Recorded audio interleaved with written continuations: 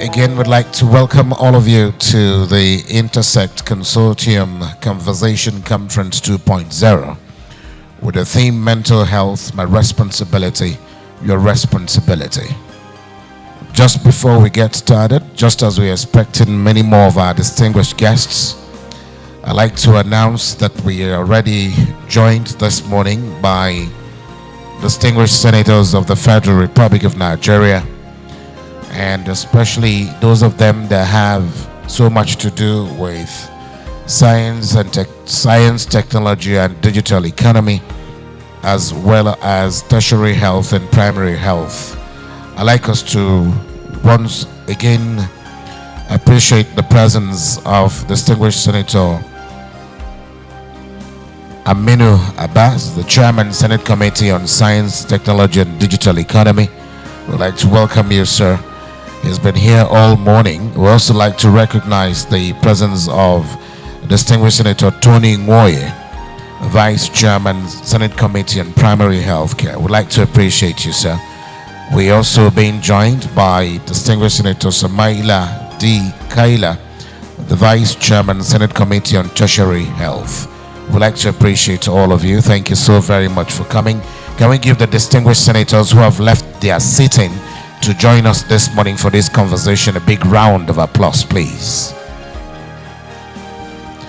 Because the plenary is on, but they've decided to be here with us. Let me also recognize the presence of the... Can you turn down the volume of the music? Tune down, reduce volume. Thank you. Let me also welcome one of the great pioneers of the modern FCT, a very reputable architect. Let's please welcome Architect Ibrahim Bunu, former Minister of the Federal Capital Territory. Can we welcome him with a resounding applause, please? That applause is not encouraging. It could come even louder than that. I'd also like to recognize the former Minister of Works, Federal Republic of Nigeria, a senator, and once a senator, always a senator. I'd like you to join me in welcoming Senator Sanusi Dagash with a round of applause, please.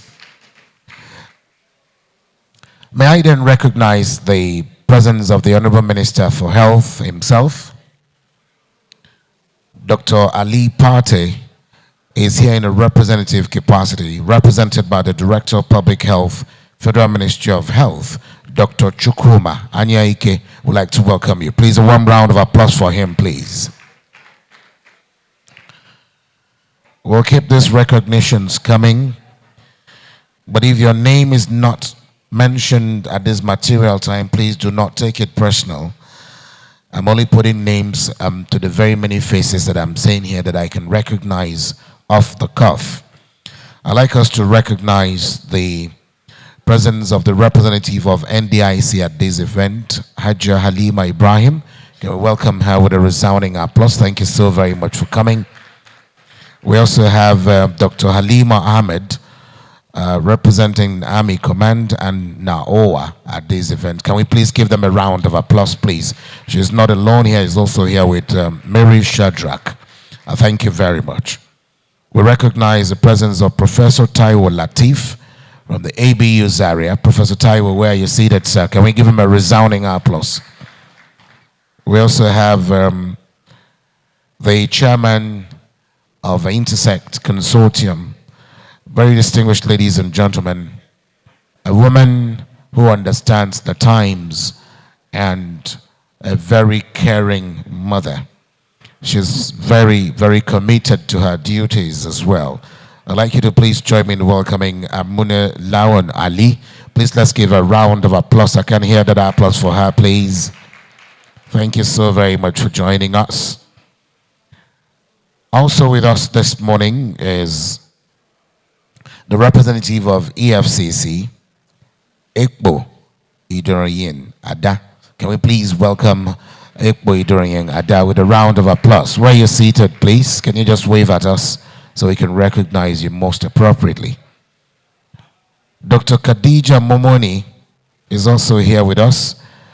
We'd like to welcome you. Likia Nwosu N is of the National Population Commission. We'd like to welcome you. Dr. Obi C. Akbe is equally of the EFCC, and she's also here with us. Can we welcome her, please, with a round of applause? We also have Professor Kediti Yahweh of the National Universities Commission representing NUC at this event. Can we have that warm round of applause for him, please? Thank you so very much for coming. Please, if you have more names and some of our distinguished guests that are already seated, if you've not been recognized and you're here either in your own capacity or in a representative capacity, would like that you please furnish us with your names through our ushers so we can recognize you appropriately.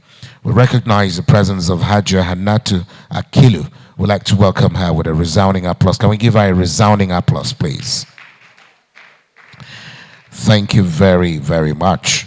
And of course, the CEO of Intersect Consortium, a workaholic.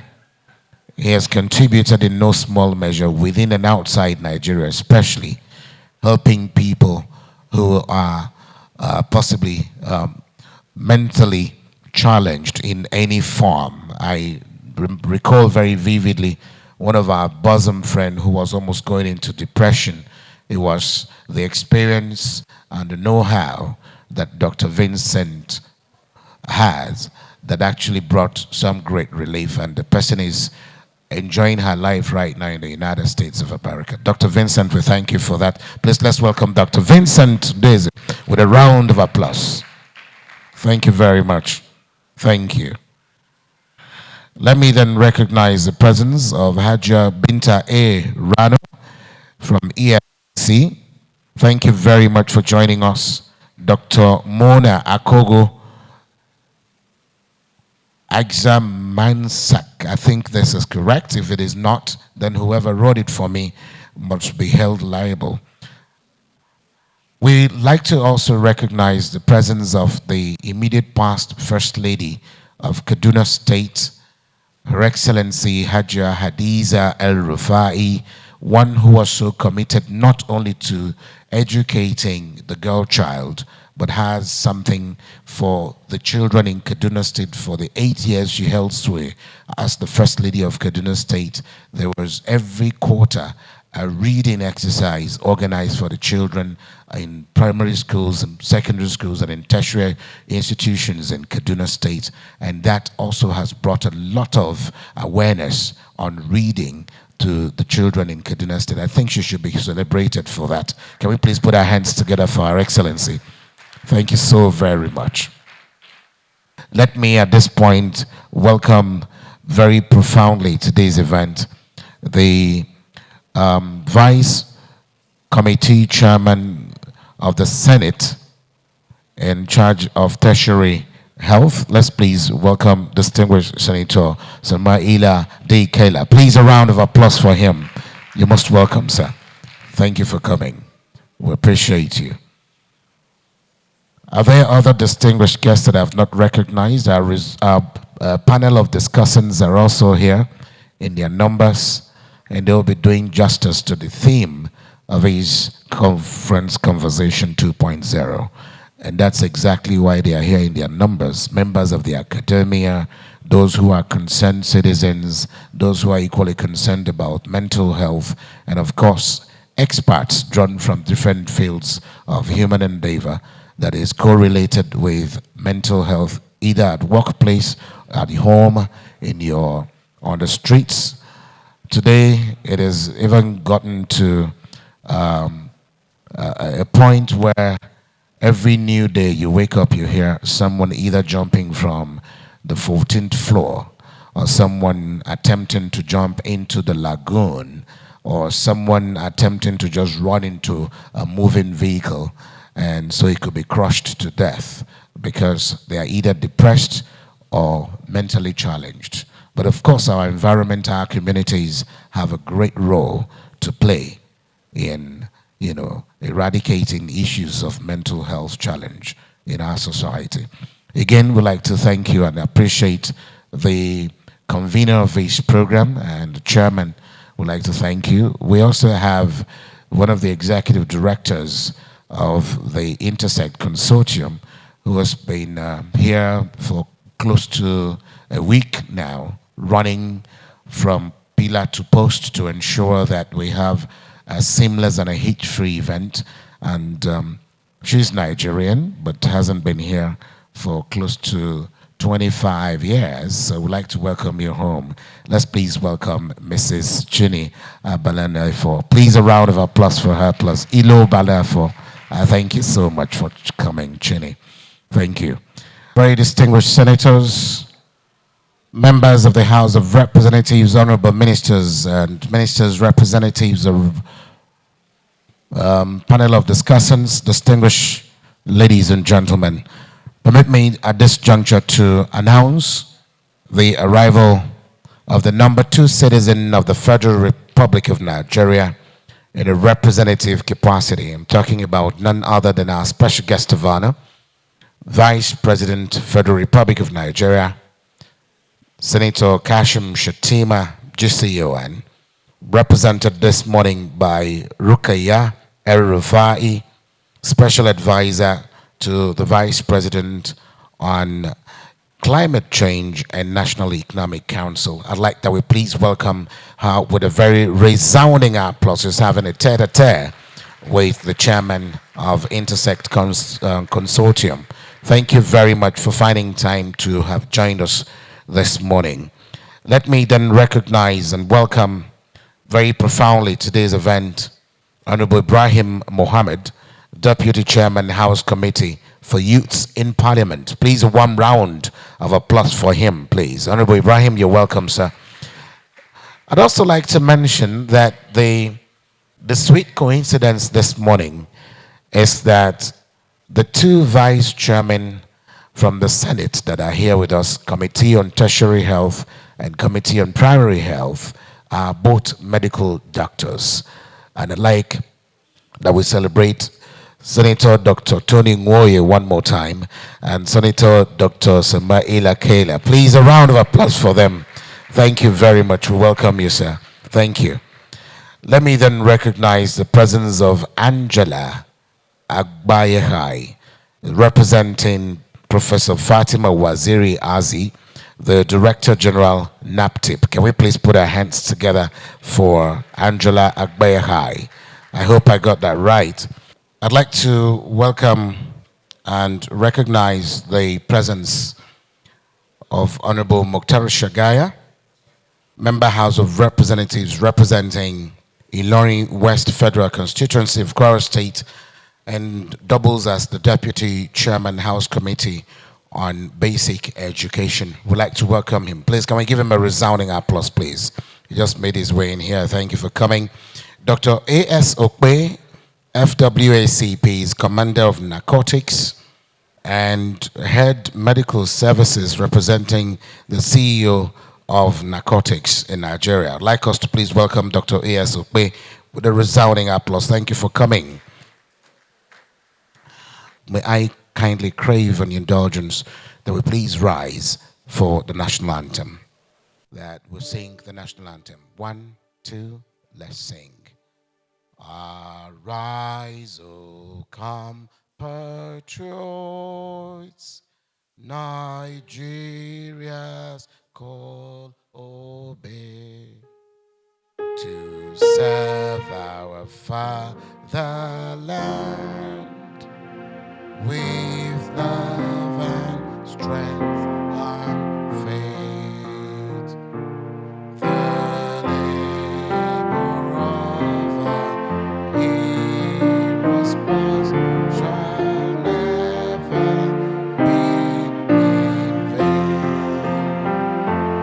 To serve with heart and mind, one nation bound in freedom, peace and unity. Thank you. Please, a round of applause to Nigeria as you take your seats. Thank you very much. We appreciate all of you. And thank you very much indeed. I've just been informed that the second stanza of the national anthem is our prayer. Because we've already gotten up for the national anthem, there won't be a need for us to stand. Please remain seated as we take this second stanza. Usually, it is said as prayer and not sang. But I'm compelled to let him sing that for us because that's the role he's been assigned to do this morning for us. Please, can we give him a round of applause to take the second stanza of the national anthem?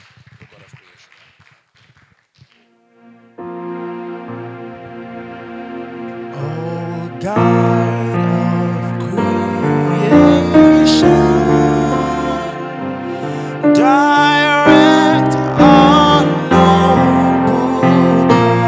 paths, guide our leaders right, help our youth the truth to know. In honesty to grow and live in just and truth. Great lofty heights are attained to build a nation where peace and justice shall reign. Justice shall reign. God bless Nigeria. Awesome. Thank you very, very much. Without much ado, Your Excellency, Senator Kashim Shettima, GCON, Vice President, Federal Republic of Nigeria, ably represented here by Hajia Rukaiya El-Rufai, Special Advisor to the Vice President on Climate Change and National Economic Council. Distinguished Senator Aminu Abbas, Chairman, Senate Committee on Science, Technology, and Digital Economy. The Vice Chairman, Senate Committee on Tertiary Health, Distinguished Senator Dr. Samaila Kaila. The Vice Chairman, Senate Committee on Primary Health Care Committee of the Senate, Distinguished Senator Dr. Tony Nwoye. Members of the House of Representatives here with us, Honorable Ibrahim Mohammed, Honorable Abba Lawal, and Honorable Mokhtar Shagaya, respectively. The Honorable Minister of Health, the host minister, Dr. Ali Pate, who is ably represented here by Dr. Chukuma Anyeike, Director of Family Health, Federal Ministry of Health. The former and immediate past Senate Committee Chairman on Health, Distinguished Senator Yaya Oloriegbe,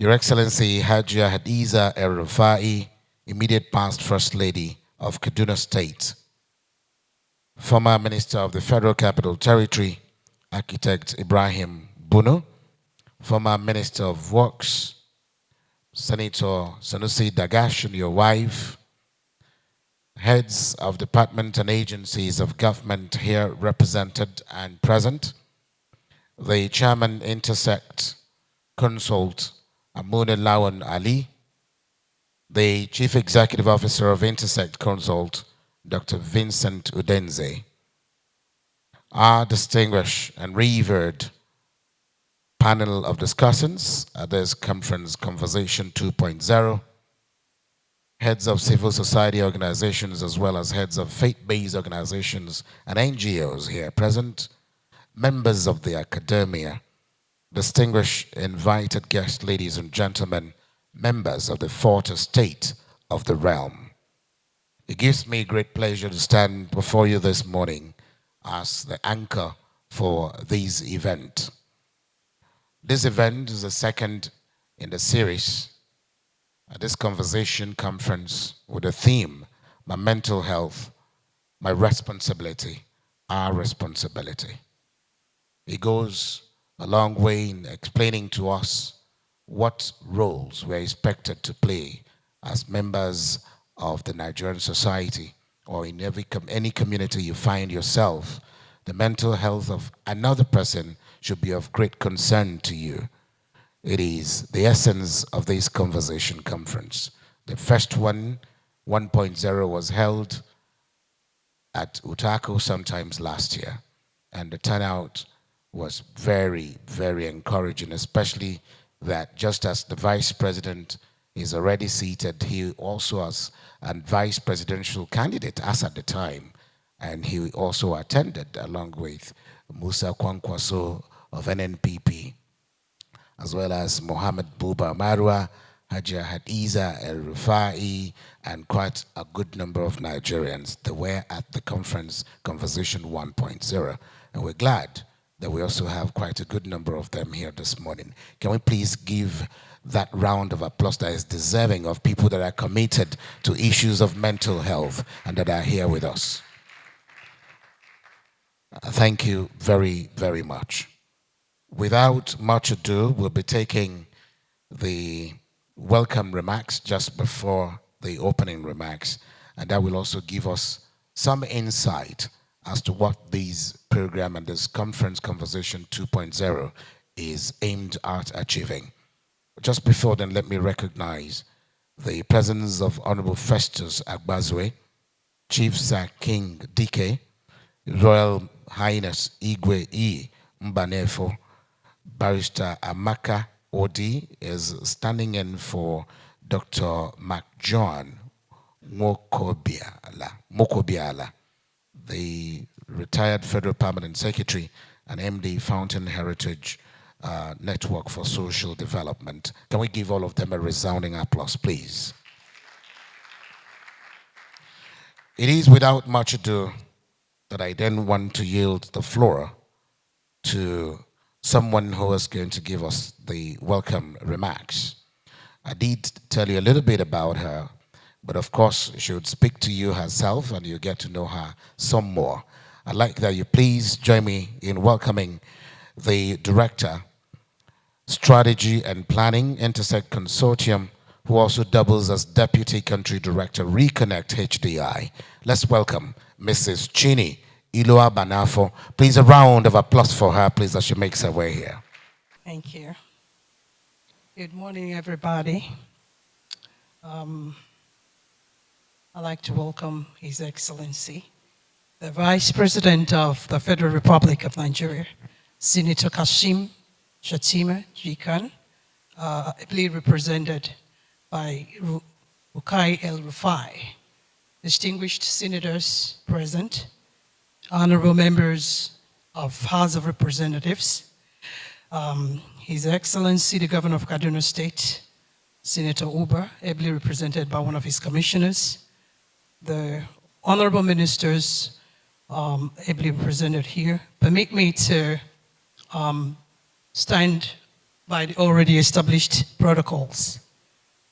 We welcome you here today to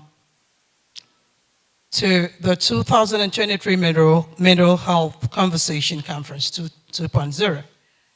This conference, as you all know, serves as a testament to our commitment to mental health, both within our organization and the broader community. It is a platform for learning, sharing, and collaboration as we strive. It is our pleasure to welcome you to this conference as it serves as a testament to our commitment to mental health, both within our organization and in the broader community. As I said, it is a platform for learning, sharing, and collaboration as we strive to make a lasting impact on the lives of individuals facing mental health challenges. And this summarizes the vision of Intersect Consortium and the attitude we have as the leading private mental health group in West Africa.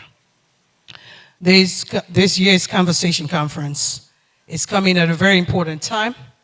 Just 2 days ago, the globe marked the 2023 World Mental Health Day with a bold statement: mental health is a universal human right.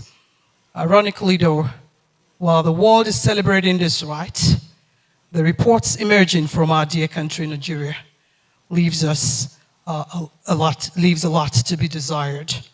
Not only is our mental health in a disturbing state, but the vital statistics and courage required to confront this menace is absent. With only about 8 neuropsychiatric hospitals in the entire country, as fewer as 150 psychiatrists, and about 5 mental health, just about 5 mental health nurses, to about 100,000 population, we cannot describe ourselves as people that are conscious of the urgency, especially now that the illness has been elevated to be a human right, to attain a human rights status. This explains why Nigeria is rated high in the prevalence of mental disorders. Mental disorders such as schizophrenia, bipolar, depression, addictive behaviors, and suicide. Sadly, we have been insensitive as a people. Ladies and gentlemen, despite the huge dangers that the scourge poses for a teeming population, Nigeria, unlike their counterparts, don't seem to be ready to confront the disease. It should worry us that we have not been able to help sufferers to recover. It should perturb us that a huge percentage of our population still live with persistent thoughts of suicide, self-harm, injury to another, severe mood swings, and show inability to perform their daily tasks. Friends and colleagues, by the time we rise from this conference, we must convince ourselves that we have elevated the conversation, generated the needed awareness, instilled the right attitude in our government and policymakers, and moved our parliamentarians to the responsibility of making those right laws. The responsibility belongs to all of us, and that is why we have themed this year's conversation edition, mental health, your responsibility, my responsibility. Thank you.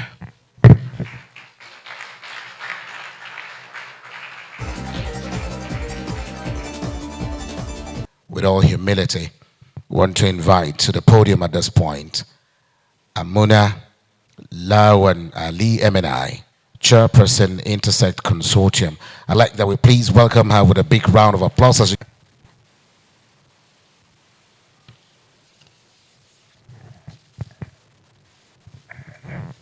As distinguished guests, because we are starting so late, almost 2 hours behind schedule, I would like to, at the short end of the stick, as in most cases, once again to this year's at Intersect Conversation Conference, a leading tagged private provider of mental health services. Some of you may recall that we had one as a deliberate policy and part of our social year. So this is the second responsibility obligation. Hopefully, God willing, mental health will continue to have mental health well-being every year at the core of our business. The World Mental Health Day. We are conscious of the conference is coming at a time understanding that it has now gained that mental health rights status is increasingly becoming a dominant guest topic in almost all agendas of is a critical health-related conferences all over the world. With the impact on, we have carefully chosen the theme for this year's conference as mental health, my responsibility, our responsibility, in line with the World Health, Mental Health theme, making mental health in the form of persistent sadness, hopelessness, anxiety, changes in sleep and appetite, difficulty concentrating and making decisions, leading to thoughts of self-harm or suicide. It should also be noted that behaviors that tend to discriminate or stigmatize conditions affect everyone, but its impact on women is more disappropriate and should naturally get our attention as quickly as possible. Factors like poverty, sexual and physical abuse, unemployment, stress, less self-esteem, polygamous living, and marital dissatisfaction add to the impact and burden of women. Infertility, female sterilization, and reproductive tract complaints are the other factors that create mental health disorder in most women. Ladies and gentlemen, more disturbing though is that women are less likely to seek treatment from symptoms and causes of mental illness because of the stigmatization of perception. There is a consensus that how women perceive, and respond to the impact of mental health is not commensurate with their male counterparts. And this is why the conversation must shift. It is time to help our mothers, our wives, our daughters, sisters, and daughter-in-laws to escape this menace and restore hope. It is time to educate women folk on how to recover and rediscover themselves, recover themselves, and become the special species that God gave to humanity. Seeking help and self-care is critical to remind them of why they must not only look beautiful, but do those things that will make them look complete inside out. Why they must live beyond parenthood and seek balance between their other roles and their mental well-being. Ladies and gentlemen, particularly ladies, you must take time off and give yourself mental wellness. The required attention you should give your mental health. Remember, ladies, if you go cuckoo, the clock will not stop ticking. It will still go on. So it's high time we focus on our mental well-being and not just on our physical roles and responsibilities within the household. Thank you very much for your attention, and let the conversation begin. Thank you very, very much. Now the stage is set for us to listen to the story of Intersect Consult, the journey so far and how far. The only person who is at liberty to share those thoughts with us at this occasion is none other than Dr. Vincent Udenze, the Chief Executive Officer of Intersect Consortium. Can we please give him a round of applause as he makes his way here? Dr. Udenze, please. Good morning, everyone. And please permit me to stand on existing protocol. I'm supposed to be a psychiatrist, and I'm not supposed to be anxious, but I already failed the first test. I left my presentation on the table. And I guess it's supposed to help me because I'm actually supposed to tell you a story. Most of you are here today because you got an invitation that has an organization called Intersect Consortium on the invite. And I guess you'll ask yourself, who are these people? What do they represent? So I'll just, in about 15 minutes, tell you our story, our journey so far. It all started years ago, around 2008-9, when I was, while still living in the UK, I was running around in and out of Nigeria looking for contracts to do. And each time you get so far, they will change the minister, then you start all over again. Then you get to a point, they change, so it became very frustrating. Then I went to my second mother. I have a biological mother, I have a second mother. So I spoke to my second mother, Ajia Muna Lawanali, and told her, listen, I'm tired. And I'm tired of running around government people they'll promise you heaven and earth, and they just change. And she said to me, but why don't you do what you do best, what you know? You're a psychiatrist. Okay. Then I said, well, she said, what would you want to do? I said, well, I'd love to have my own center in Nigeria. I practice in the UK. She said, why don't you do it? I said, well, I don't have the kind of money to set up what I want to set up. She said, what's it going to cost you? I said, well, I'm not sure yet. I put it in paper. I put it on paper, and I gave it to her. And she said, go and find a place. Then I found a place in Wuse 2. I wanted to wind her up a little bit, because obviously, you want to start from Wuse 2, your mates, you're going to start from Buhari or Kado. So I found a place in Wuse 2, a beautiful duplex. Showed her the bill. She said, send me the bank account details of the landlord.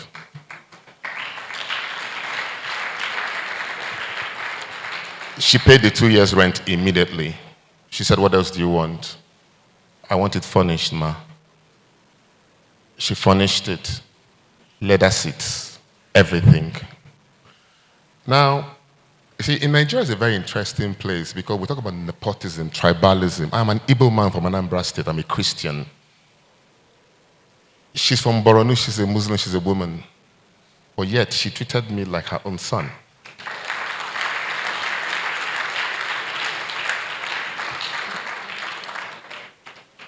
Now, I thought and then I thought, well, mental health, Nigeria. Do you know what we're going to do now? The best thing is this. The problem is the fact that nobody wants to talk to anybody because of stigma. So, because if you say your name is, for example, Anabacha, they will say, oh, I know who you are. So, I decided to bring in expatriates, Caucasians, to start the service. I brought in Caucasians to start the service. After 6 months, we only had one patient. So that wasn't the problem. At that time, after 6 months, I'm paying salaries, nobody. I decided that we're going to shut down, that this is not the right business. So we decided to go back to the landlord to say, find somebody else. The day we decided to shut down, we got someone to take over the place. I got a phone call from a psychiatrist who said, do you admit in that your place? Because when we started, it was supposed to be an outpatient service, just a confidential therapy center. Do you admit? I spoke to one nurse that I know. Come, have you ever managed mental health patients before? She said yes. I said, So I called the doctor that called me. I said, yes, so we admit. She said, I have a patient for you that same day. And that was the same day that somebody was supposed to come and pay to take over the property. Just about 30 minutes after that phone call, the landlord called me and said, the new person to take over your property is on their way. Then I said, oh, I'm sorry. We are back in business. We are not renting it out. That clap is not for us, because I want to introduce you to the God factor. Because we did everything we thought was smart and got to the point that we were about to shut down. Then, he then came in and things changed. Because up until that time, trust me, my shoulders were I used to think I was very smart. I knew what I was doing. Until I just saw me now. I literally cried to her house. Because I was disappointed because she put her money in there because she trusted me. No questions asked. And I felt I failed. But she put her hand on me and said, Vincent, don't worry. Life is not about win only. It can be win or lose. But that was the beginning. And that was the beginning and the introduction of God factor into what we do. So let me fast forward.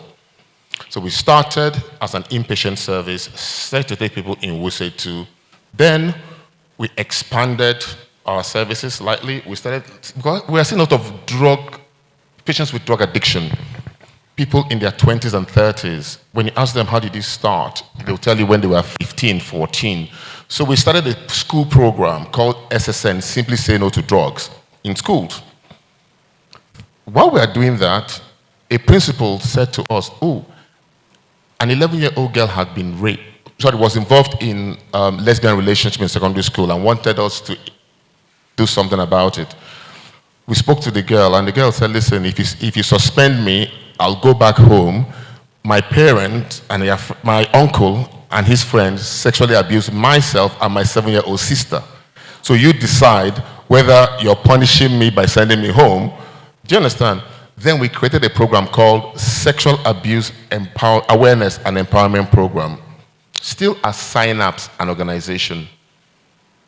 On a flight, Lufthansa flight, I sat next to somebody from the World Bank. He said, when I told him what we were doing, he said, oh, but you're a business. I said, yes. But you're doing these programs in schools. And I said, yes. Then it was like, well, it doesn't work like that. That if you're a charity, it's easier for you to get money and do these projects in schools. So that was how we then formed an NGO called Reconnect Health Development Initiative. So what's happened to us is this. We just kept expanding that way. Urine drug test kits. We used to bring it in to test the urine of people to see if they got drugs in it.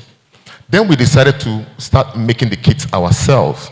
So we formed a company called Primly Services, dealing with urine drug test kits. Eventually, we are now the one producing urine drug test kits for NDLEA. So that's a third company.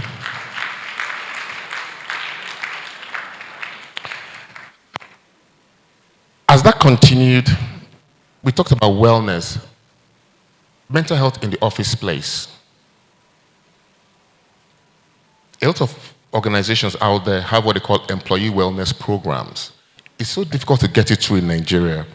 Many organizations are sat here, but when you go to the offices, they'll say, oh, it's kind of on the side. We talk about an addiction helpline. Spoke to General Abuba Marwa, and he commissioned us, and our Primly Wellness Service now runs the country's 24/7 addiction helpline. Now, subsequently, we expanded to now having a center in Lekki, Lagos, a center in Ikeja, Lagos, a center in Port Harcourt, a center in Anambra State, 4 centers in Abuja. We run the mental health services in Federal Medical Center, Abuja. We run the mental health service in Gariki Hospital. So we have expanded into many companies, many organizations. The list, and not the last of them, is PPS, which is an IT company. At the moment, we are the one building the National Lost and Found database for Nigerian police. We have an asset management system that we're bringing out that was inspired by the former Accountant General of the Federation, Idris. So that's how the various companies, about 9 companies, have all come together to then form the Intersect Consortium. Finally, as much as I said thank you to God, our journey will not be spoken in its fullness without the staff. We are here today because people who have paid their debts, that worked with us, contributed, still with us, and some have left. We've had the good, the bad, and the ugly. Some staff have come and helped us. Some have given us pain. But we learned from the pain and became better. So I always thank the bad staff because of them we are actually better. And finally, I want to thank you because you are part of our journey. By identifying with us today, it's part of the journey. You are raising awareness. Honorable Minister, you just walked in. You're very busy. You're doing a press conference. Thank you. You're busy, but you're here. You understand? Senators, everyone, representatives of the Kaduna government, all of you here present, you are part of this story. Because it's the fact that we are sat together here, that the awareness has to rise, that someone, somewhere will get help because of you. At this point, I'll say thank you. I'll be back.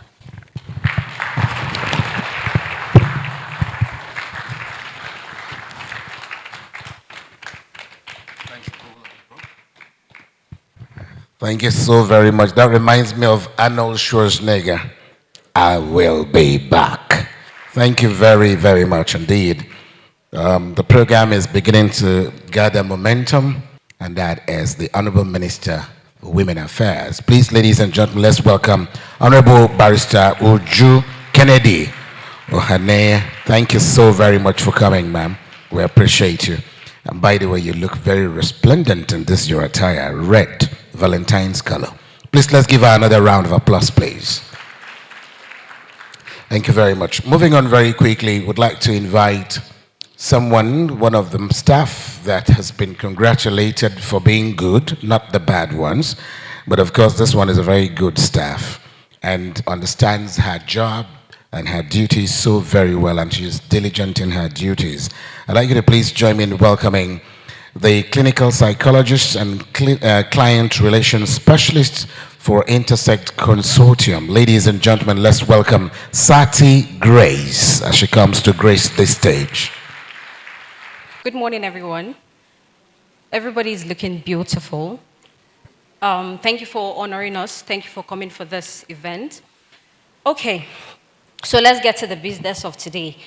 When was the last time you looked at the mirror? I'm not talking about the ladies now because I know the guys.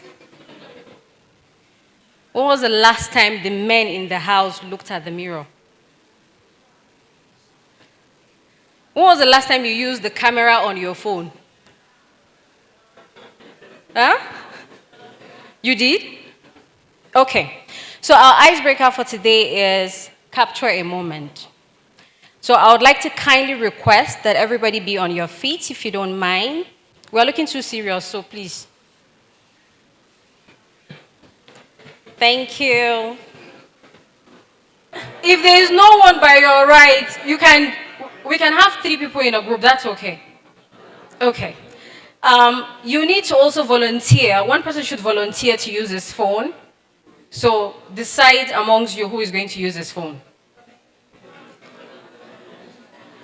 Today we must use this phone that we bought with our hard-earned money. We must use the phone today. Okay, so I'll assume that we've decided someone has volunteered already. So the next thing you're going to do is strike a pose.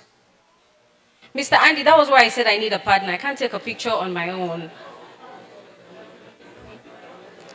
Strike a pose.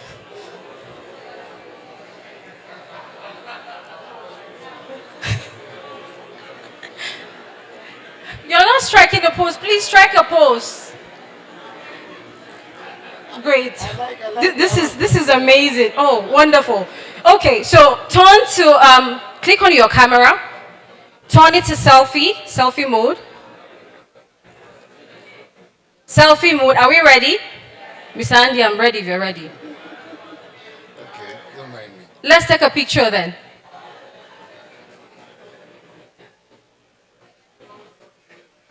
Thank you.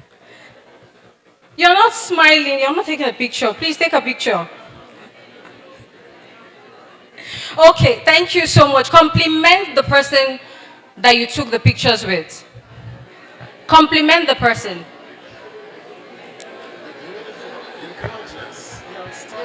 You're looking amazing, Mr. Andy. You look wonderful today. Thank you. Okay.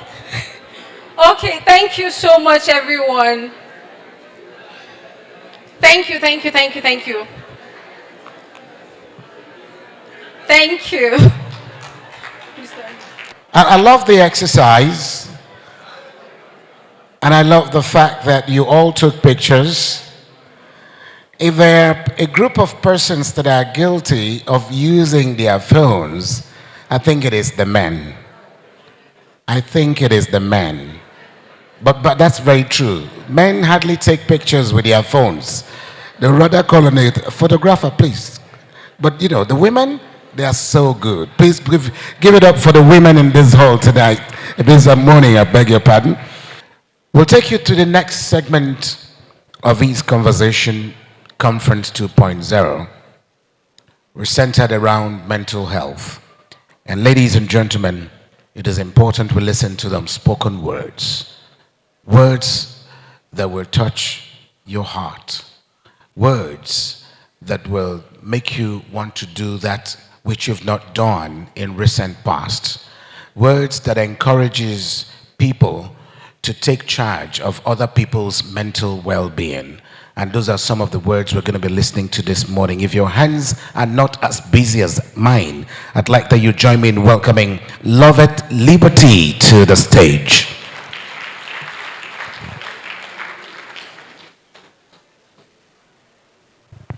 By the way, you look beautiful. Thank you. Sometimes life they slap hard like mama towel. Life they do give away, life they dash hopes, and hope defied makes the heart sick. But laughter is the best medicine. So we turn a darkest moment into a night of 1,000 laughs. We make stand-up comedy out of our crippling pain. We make memes, make skits. This is how we look pain in the eyes and say, oh, day, she. You can break us, but you can't make us bury our dreams 6 feet beneath the feet. For no kasala, formed against us shall prosper. So we stand kakaraka, maka akarani de galant, kele. Waist train and if you hide bad belly. To laugh in the face of wahala, no be to fake smiles, but to stay it even if never take light. Like ASU is on strike, but I'm still maintaining class. But I wrote that when ASU was on strike. ASU is on strike, but I'm still maintaining class. I no get silver spoon, but I still a chop life. These tough times won't drive me crazy, but I stay in the back seat chanting Hakuna Matata, Hakuna Matata. Good morning, everyone. Good morning. My name is Lovett Liberty. I am a creative director and performance artist, and I'm a poet. Today, with the short time I have the honor of sharing poems, or a couple of poems around mental health. In this part of the world, as we know it, we pride ourselves, Africans and Nigerians, we always pride ourselves as survivors. People that survive no matter how hard it is. And even when things are getting crazy in ways that affect our mental health, we just shove it off. We believe we are stronger than it. We say, we just say that we will survive anyway. Last, we go day all right. But how all right are we? How fine are we? How healthy are we if we don't take the responsibility of treating ourselves, of paying attention to our mental health? So this poem I'm about to share, I hope that somehow, in some way, that it will resonate with you. I hope that you find yourself, or you find something real in the story, in the poem. When a child loses its mother, we call a wet nurse. Ask her to help us nurse this motherless child to health. But when a mother loses her child, who do we call for help? Who do we ask to nurse this woman from broken to whole? This woman who knows sorrow like she invented it. This woman who knows how trauma enters your body and takes your sanity out on a road trip. In a terrorist-infested village in Borno, a woman is cradling a baby, a lifeless baby. Her teardrops raining on her blood-stained shirt. She is singing this child a lullaby, asking him to hush now, as if infanticide isn't silencer enough. She is singing a lullaby to a dead child, asking him to sleep now. As if death isn't nature's best cure for insomnia, she is muttering her husband's name, rocking her tired frame back and forth, a failed attempt to wake herself up from the nightmare that is this place. She takes her mind back to memories before the attack, to before the militia stormed her home and broke the doors off their hinges, before their guns banished the air out of her husband's lungs, before their guns snapped her son out the branches of their family tree, before their lust mistook her daughter's legs for open books, and they took turns looking for a happy ending. But there is no happy ending for this woman, whose giggling girl is gone, for this woman, whose giggling girl is now a wandering leaf, tossed away by the wayward wind of loss. What bad magic is responsible for this? What abracadabra is responsible for this disappearance? How does a chubby girl fit into thin air? Did you know? For this woman, family is another word for air. Another word for breathing, did you know that pain can leave you asthmatic? Isn't this why this woman is gasping, grasping for air? Isn't why this woman is gasping, grasping for air? So when you pull the trauma out of your body, may it first be first aid.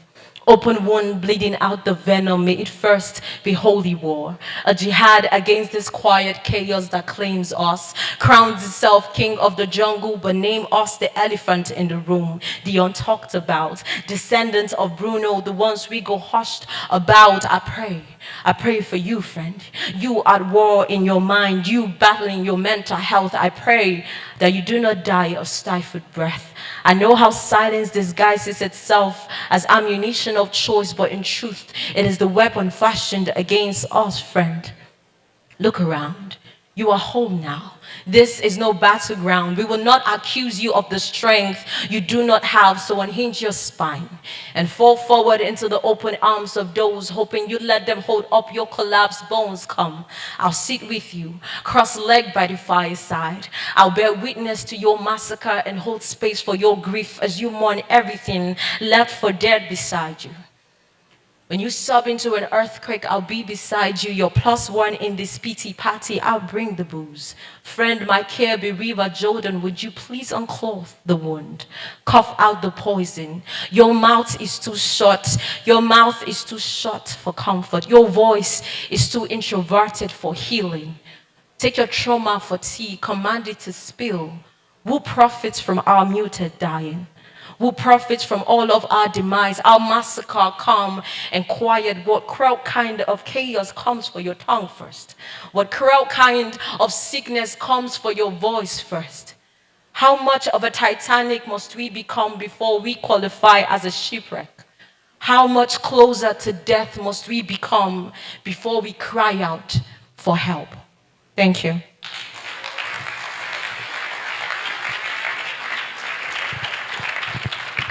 Awesome. Let's go. You know, in the part of the world I'm from, by the way, perhaps you do not know, I'm from Texas. And this Texas is in Nigeria. Please take a bow. That's what we do in Texas. Please give her a round of applause one more time.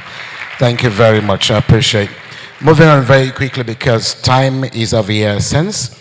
I'd like to, at this point in time, take one goodwill message for the time being. We might accommodate more in the course of this event if time permits.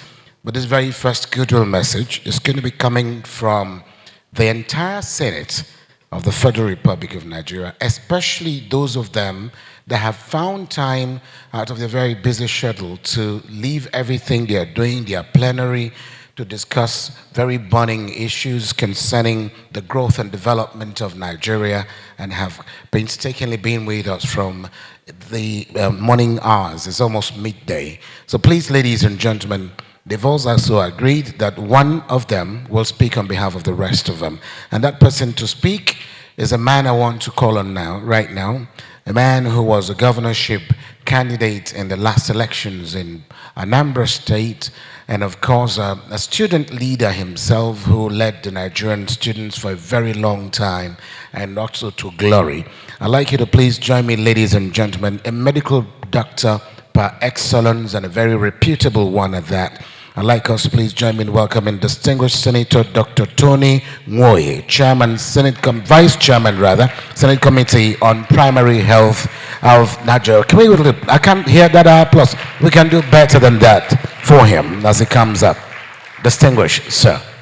Let me start by recognizing and appreciating the presence of the representative of the Vice President, Federal Republic of Nigeria, representative of the Honorable Minister of Health, Professor Ali Pate, representative of the Governor of Kaduna State, the Honorable Minister of Women Affairs, my sister, Barrister Uju, the distinguished senators who are here, the Chairman of Senate Committee on Science and Technology, former Speaker of Adamawa State Assembly, then also my very senior colleague, who incidentally is the Vice Chairman of the Committee on Health from Bauchi, more distinguished.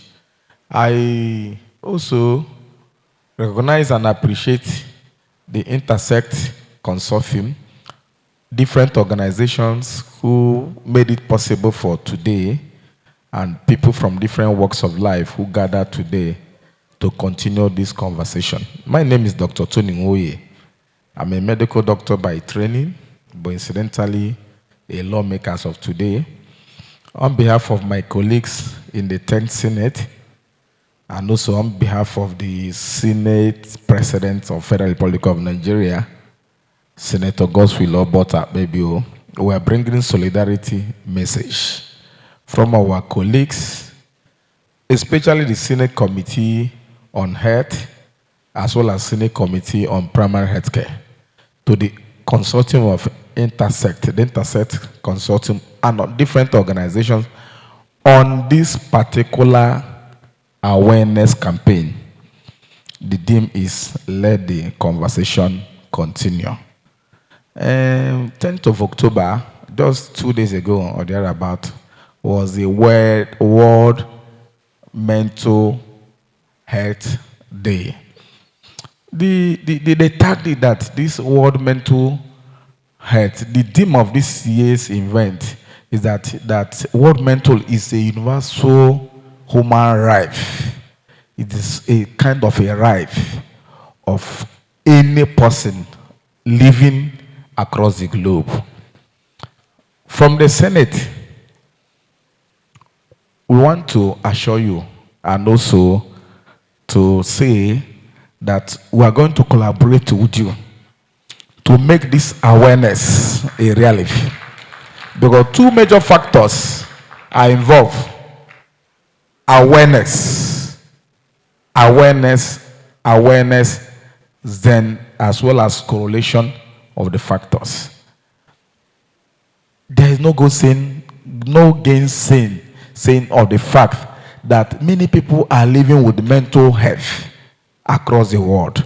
In fact, the greatest problem our country has is the paucity of fund. That paucity of fund has made it difficult for us to be able to have data of people who are living with mental health. Or like United States of America, where any 1 out of any 25 Americans, 1 out of 25 has mental health. But in Nigeria, there's no data. We cannot say who has mental health and who does not have mental health.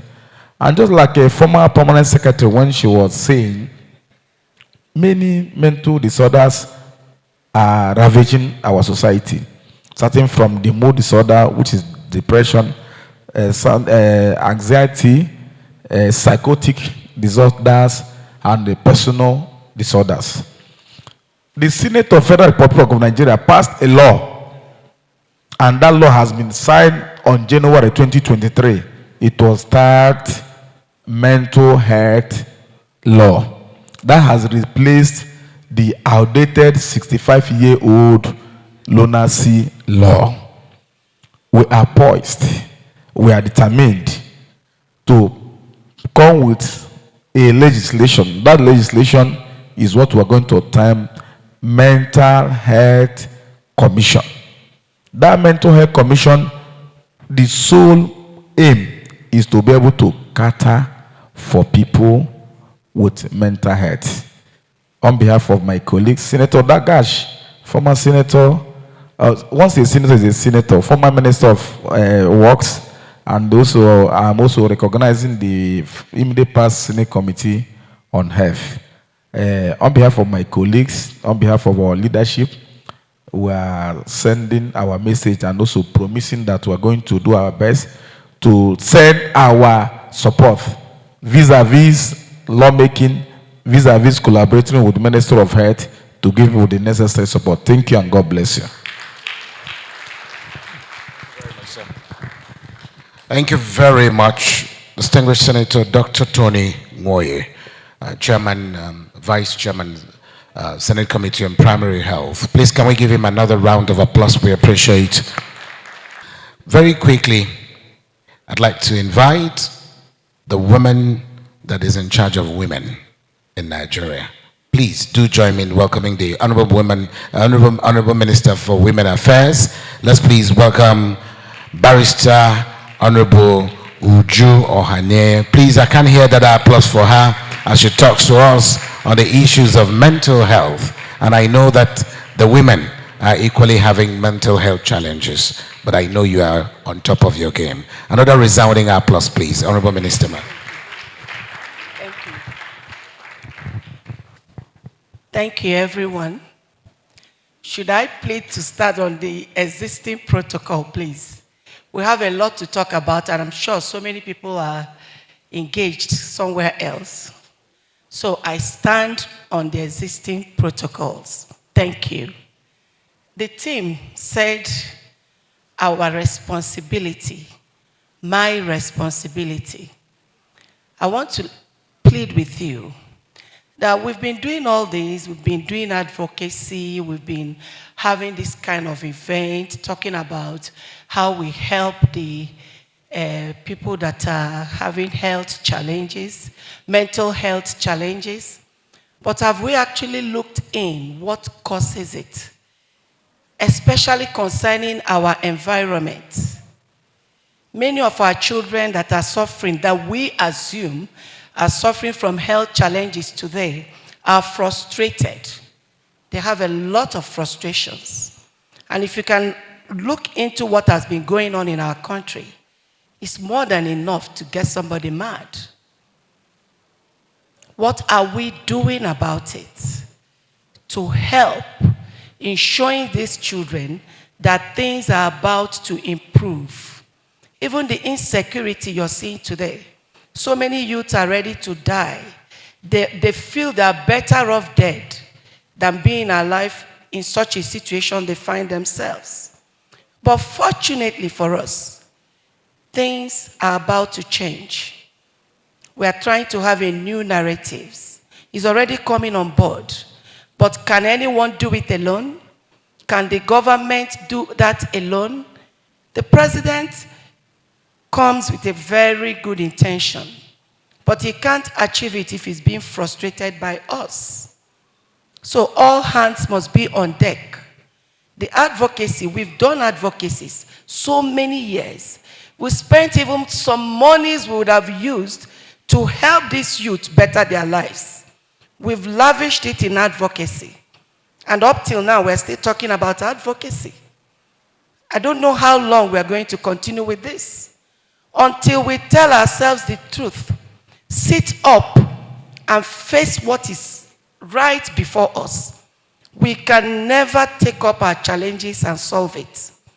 And taking up those things up is between you and I. It's only we that can help ourselves.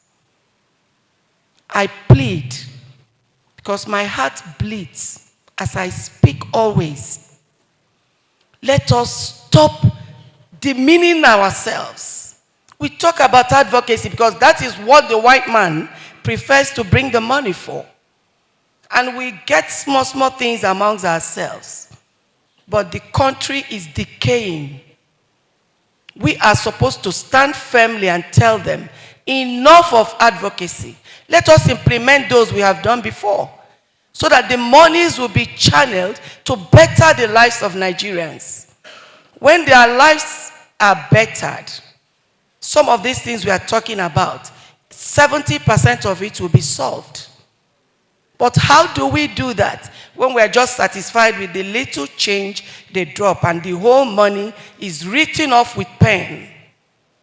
I am pleading, if we can equally talk to ourselves, to be a little bit kind. Let us bring in kindness. Show Nigerian masses that are suffering, show them love.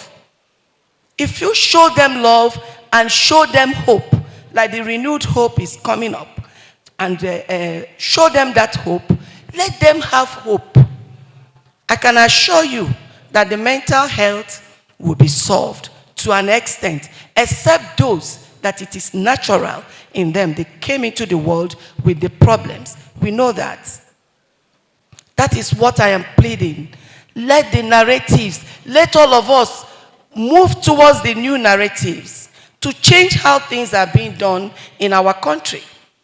If you've tried a particular thing for a very long time and you're not seeing results, any human being that is sensible, we know that it's time to change. Let us change the ways we're doing things and see how positively it will affect our children's mental state. That is the major thing I am pleading. Let's not continue on repeating the same thing. We want to do this, we want to do that. What about the main cause of the problem? A child will watch his or her mother die over 1,000 naira, and you expect that child to be sane? Some of them go into drugs today to forget their problems. A lot of them do that out of frustration. Let us address frustration. If you want to address mental health, you have to first take care of the cause of mental health. And frustration is 80% cause of mental health. But can we get it done by being selfish, greedy? Can we? So we have to equally talk to ourselves. I'm beginning to think that even all Africans, we all have little issues of mental health. Yes, because when you're greedy and you don't think about your neighbor, what is that? Are you sane? Let us stop. This is a country that is full of very intelligent people, very wonderful people. This is the sweetest country anybody can be in. We have a thin line to solve our problems, a thin line to become the greatest in the world. Let's focus on that thin line. The angle we've been going is not working. We have donors bringing in. I spoke with United States. They came to visit me in my office and they say they invest $800 million every year in Nigeria. And I asked them, now where are they? Show me the impact. Show me the results. And the black woman there was saying, we have impact. Tell me the impact. Because poverty is increasing. More people are dying in the hospitals. Our hospitals are rejecting people that are sick. Men are raping babies. What are we doing about it? You go to police, it's a different ball game. The man plays his card, he knows what to do, it is swept under the carpet. You go to court, it is delayed until that baby is a grown-up and people like me get old. It is still there. What are we going to do about it? Who solves the problems for you? It's not you, if not you. What happened in Maitama about the young girl that passed on? How do we expect the parents to be in a good mental state when the girl would have had a chance to have lived?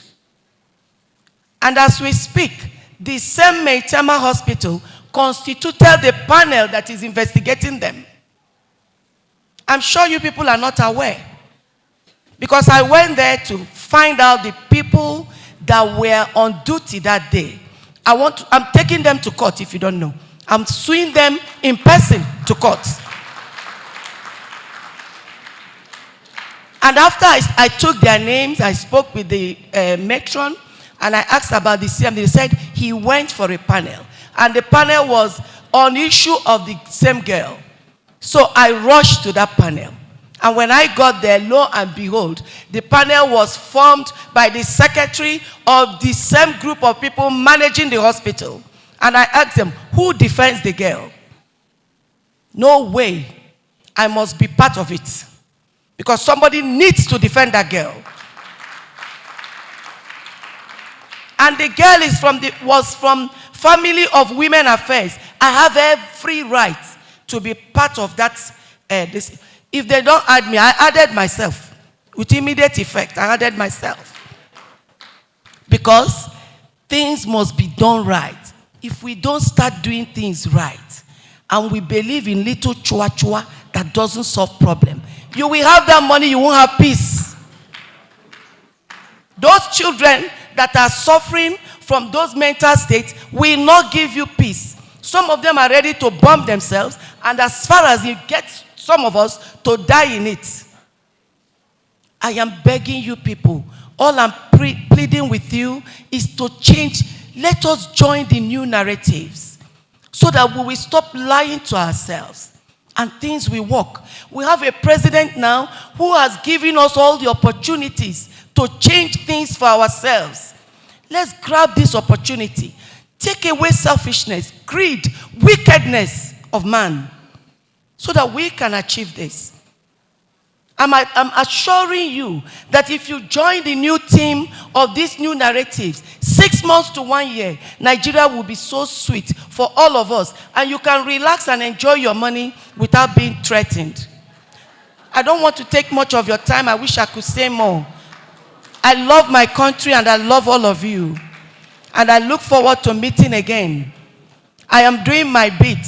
Do your bit so that it will work. Thank you. Can we please give her the round of applause deserving of this very, very eloquent speech? She has become herself an advocate, and of course she's carrying that on very well. Thank you very much, Honorable Minister. Because time, as I said, is of the essence, would quickly speed up this process, and in speeding it up, would like to just plead with the Honorable Minister of Health, who is meant to be giving us a keynote, to please, if it is possible, because the representative of the Vice President has another engagement and would like to leave. Because of that, I'd plead with you as a chief host to just spare us a few more minutes. Let's take the remarks of the Vice President, because she's leaving and you can see she's actually standing outside. We just have to plead that she please deliver us the address of the Vice President, who doubles as the special guest of honor at this occasion. So it's in the light of that that I'd like you to please join me in welcoming His Excellency Vice President Senator Kashim Shettima, ably represented here by Rukaiya El-Rufai, the special advisor to the Vice President. Can we please give her a resounding applause? And the Vice President actually deserves a standing ovation if you were here. Can we give her a bigger round of applause, please? If you are giving her a standing ovation, the better for it. Warm your legs a bit.